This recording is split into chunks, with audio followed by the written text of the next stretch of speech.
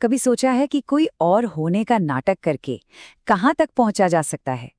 आज हम एक ऐसी ही कहानी को समझने जा रहे हैं जो बताती है कि धोखे की नींव पर खड़ी पहचान कितनी खोखली होती है।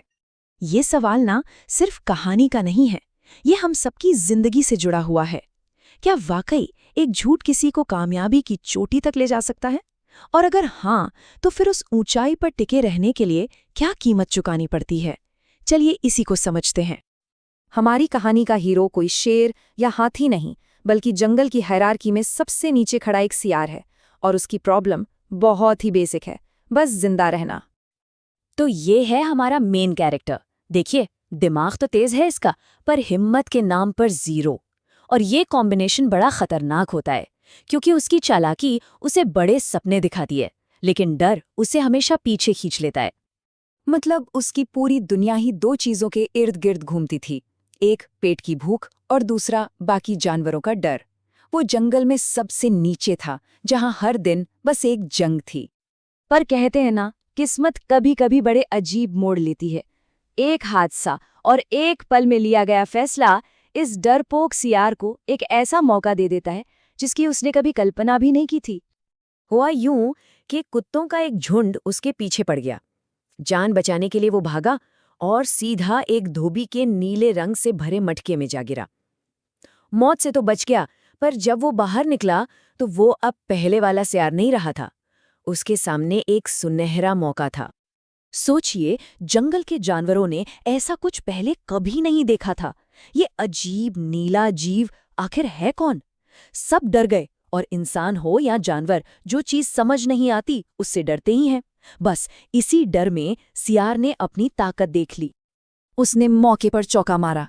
उसने अपने डर को हथियार बनाया और अपनी जिंदगी का सबसे बड़ा झूठ बोल दिया। एक ऐसा झूठ जो या तो उसे राजा बना सकता था या फिर उसकी जान ले सकता था। उसने कहा, मैं स्वर्ग से भेजा गया दूत हूं। और कमाल देखिए, उसका झूठ चल गया। जंगल का राजा शेर तक उसके सामने सिर झुका रहा था। एक ही झटके में वो डरपोक सियार, जो सबसे छिपता फिरता था, अब पूरे जंगल का मालिक था। पर झूठ पर बनी इमारत कितनी भी ऊंची क्यों न हो, उसकी बुनियाद तो कच्ची ही होती है ना। सवाल ये नहीं था कि ये महल गिरेगा या नहीं, सवाल बस ये था कि कब। और फिर एक रात, जब चांदनी चारों तरफ फैली हुई थी, जंगल में एक जानी पहचानी आवाज गूंजी। दूसरे सियारों का झुंड अपनी आदत के मुताबिक हुआ हुआ कर रहा था। ये आवाज सिर्फ उसके कानों तक नहीं पहुंची, ये तो सीधे उसकी रगों में दौड़ गई। कहते हैं ना, आप किसी को उसकी जगह से निकाल सकते हैं, पर उसके अंदर से उसकी फितरत को नहीं। सियार ने राजा का चोला तो पहन लिया था, पर उसकी असलियत तो सियार वाली ही थी, और वो असलियत अब बाहर आने को बेचैन थी। और वो खुद को रोक नहीं पाया। अपनी आदत से मजबूर होकर उसने भी जोर से हुआ हुआ करना शुरू कर दिया। बस एक आवाज और उसके बनाए हुए झूठ के महल में पहली दरार आ गई। एक पल में सारा सच बाहर था। और जब सच सामने आता है ना, तो फिर सब कुछ बहुत तेजी से बदलता है, बहुत तेजी से। वो जो स्वर्ग से आया हुआ राजा था, उसका भ्रम टूट चुका था।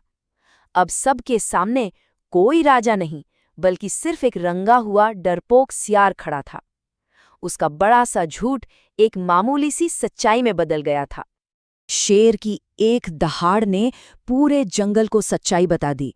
जिस डर ने सियार को राजा बनाया था, वही डर अब बाकी जानवरों के गुस्से में बदल चुका था। खेल खत्म हो गया था। और नतीजा, उसे फौरन जंगल से बाहर निकाल दिया गया, उसी समाज से जिसका वो कुछ देर पहले तक राजा बना बैठा था। तो आखिर इस पूरी कहानी से हमें सीखने को क्या मिलता है? इसका असली मैसेज क्या है? इतनी भाग दौड़, इतना ड्रामा, इतना सब कुछ होने के बाद वो घूम फिर कर वहीं पहुंच गया जहां से उसने शुरू किया था, अकेला, डरा हुआ और भूखा। राजा बनने के सफर में उसने सब कुछ दांव पर लगाया, पर हाथ कुछ नहीं आया। तो देखिए, ये कहानी हमें 3 बहुत गहरी बातें सिखाती है। पहली, धोखा ज्यादा दिन नहीं चलता।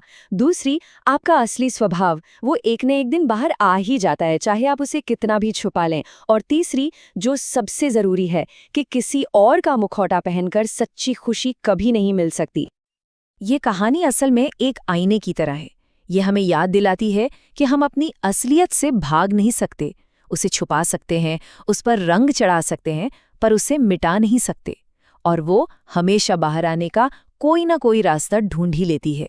सवाल बस ये है कि जब वो सामने आती है तो क्या हम उसे अपनाने के लिए तैयार होते हैं?